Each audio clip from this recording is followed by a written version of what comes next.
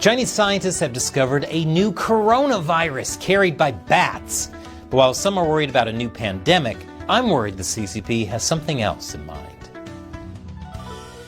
Welcome to China Uncensored. I'm Chris Chappell. This is when I usually talk about Operation Honeypot and our fight against YouTube censorship. But let's take a little break from that so we can fight Apple's censorship.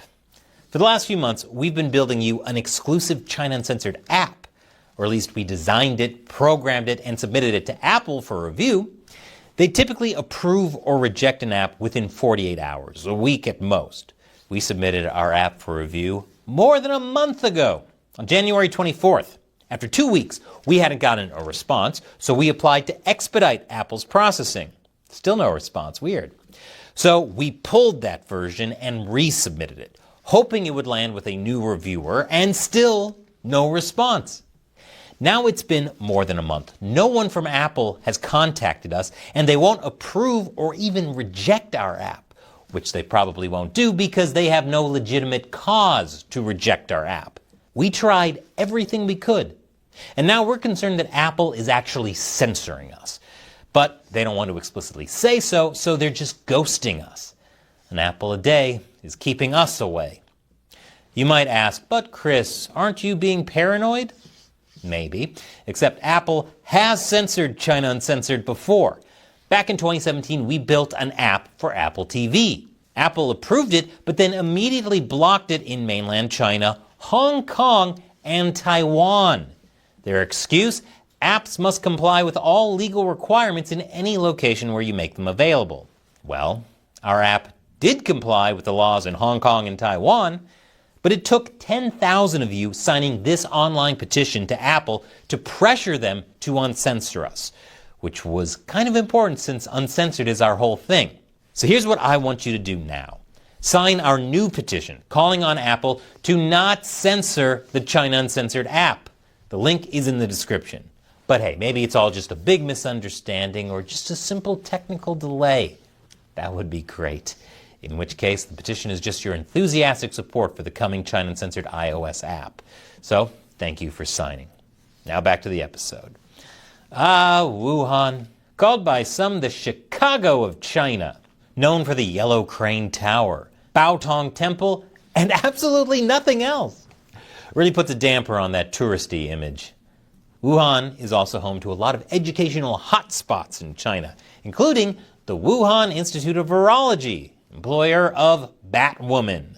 No, not this very disappointing Batwoman. I'm talking about Dr. Shizheng Li, who is known as China's Batwoman, internationally renowned for her work with bats and bat coronaviruses, including SARS-CoV-2, the virus that causes COVID-19. She has discovered loads of coronaviruses associated with bats in China. And she's at it again. Because according to an article published in the medical journal Cell by her and a team of researchers, a new bat coronavirus has been discovered in China.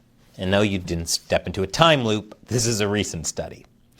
Now, if you're heading out the door to stock up on toilet paper, just hold your horses for just a moment.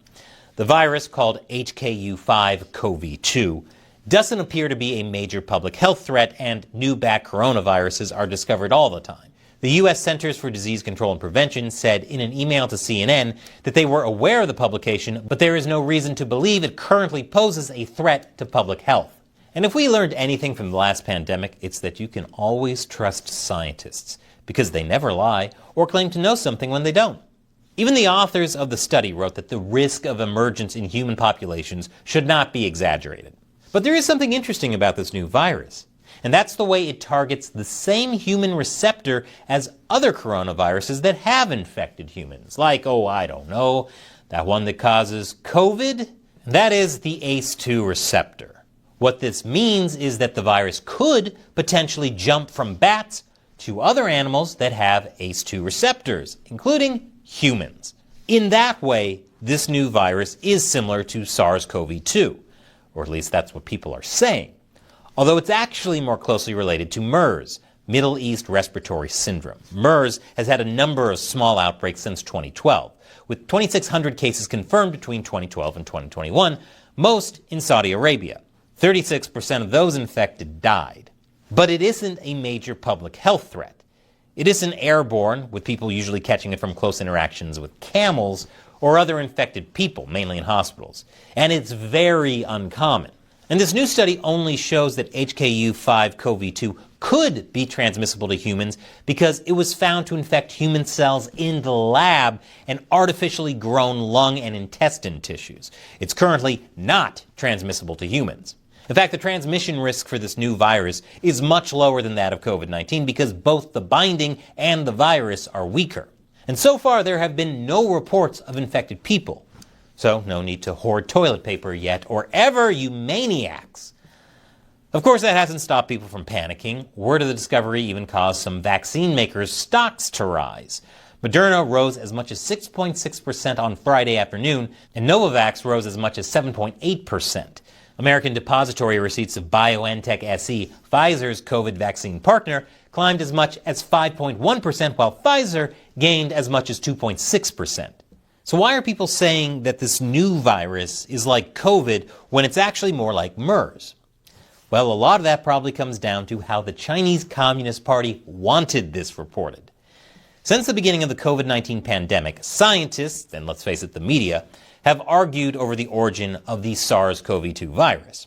Early on, leading scientific experts said it came from a wet market in Wuhan. It had a natural origin and jumped from an animal to humans.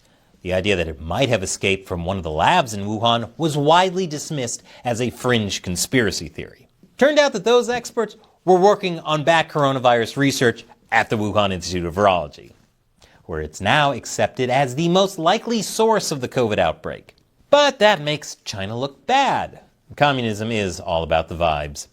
That's why the CCP desperately tried to shift the blame away from the Wuhan lab, doubling down on the claim that it actually came from the US.